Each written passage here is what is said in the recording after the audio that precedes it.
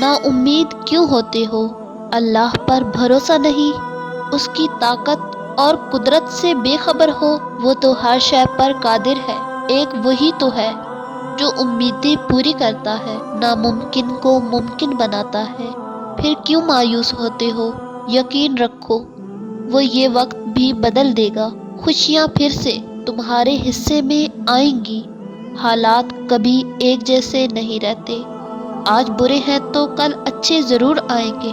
بھروسہ رکھو، اللہ سے باتیں کیا کرو، وہ تمہارا انتظار کرتا ہے۔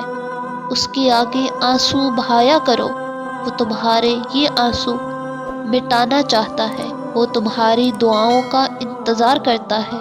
وہ چاہتا ہے تم اس سے مانگو تاکہ وہ ان دعاؤں پہ کن فرما دے۔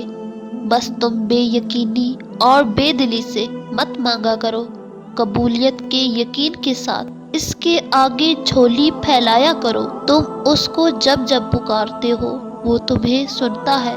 وہ نہیں دیکھتا کہ تم اس کے پاس کیسے آ رہے ہو، کتنے وقت کے بعد آ رہے ہو۔ وہ تمہاری صدا ہمیشہ سنتا ہے۔ اس نے تمہیں کبھی تنہا نہیں چھوڑا، بلکہ وہ تو تمہارا انتظار کرتا ہے۔ دن میں 5 وقت خود بلاتا ہے، تہجد کے سجدوں کو تم تک لے کر آتا ہے، تمہاری بے سکونی دور کر دے، تمہاری امیدیں بھر دے۔ وہ جب چاہتا ہے کہ ہو جائے تو وہ ہو جاتا ہے۔ صبر رکھو، تم نہیں جانتے کہ تمہارے لیے کیا صحیح ہے اور کیا غلط۔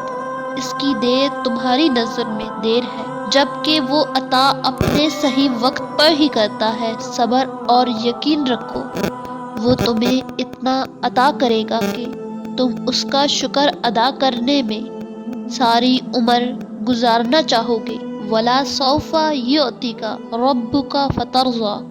یہ آیت مجھے تسلی دیتی ہے، مجھے مایوسی سے نکالتی ہے، مجھے امید دیتی ہے، مجھے بار بار یقین دہانی کراتی ہے کہ دنیا میں کوئی چیز مجھے محروم نہیں کر سکتی، کسی خواہش کی نارسائی مجھے میرے رب کی رحمت سے دور نہیں کر سکتی۔ ایک سکون اترتا ہے دل میں جب انسان اس آیت کی خوبصورتی کو محسوس کرتا ہے۔ بظاہر تمہاری زندگی میں ہزاروں خواہشیں ادھوری ہوں گی، مگر اگر تم صرف اسی ایک آیت کو تھام لو گے کہ تم جان جاؤ گے کہ کوئی محرومی اصل میں محرومی نہیں ہے۔ یہ نا امید انسان کو خوش گمان بناتی ہے کہ چاہے دنیا نہ دے وہ جو تمہاری خواہش، مگر تمہارا رب تمہیں بہت کچھ دے گا، اتنا کہ تم خوش ہو جاؤ گے۔ اور انسان کو رب سے